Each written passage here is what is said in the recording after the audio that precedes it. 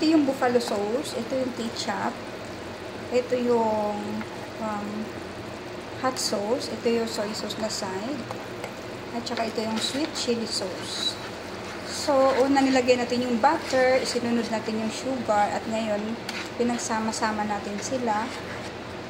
So, gustong-gusto nila itong sesame seeds, guys. So, ang niluto natin ngayon ay sesame seeds. Pero marami kaming, may matchbox rubian. Yung isa kasi namin visitor, ayaw kumain ng mga seafoods ba? Ayaw. Kaya chicken siya. Tsaka yung ating honey.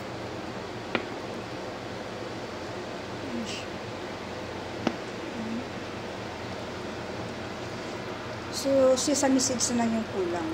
So, ang lean meat na chicken, guys, ginayat ko lang siya ng cubes. Tapos, minarinate natin siya kasama yung flour.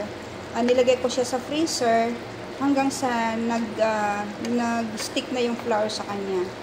Yung nagiging matigas na yung na frozen na yung flour kasama yung chicken. Tapos, after nun, pinrito ko lang siya ng mga 3 minutes lang. Magdagdag na tayo ng sesame seeds.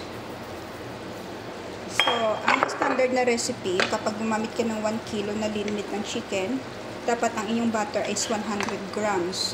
Tapos lahat ng yung mga seasoning na yan, equivalent din ng 4 tablespoon. Ang sugar din. Pero kung ayaw nyo ng sobrang matamis, kayo na yung mag-a-adjust. At saka kung gusto nyo ng medyo manghang, pwede nyo lagyan ng mga chili flakes. So, bye. Ito lang yun, guys. Thank you for watching.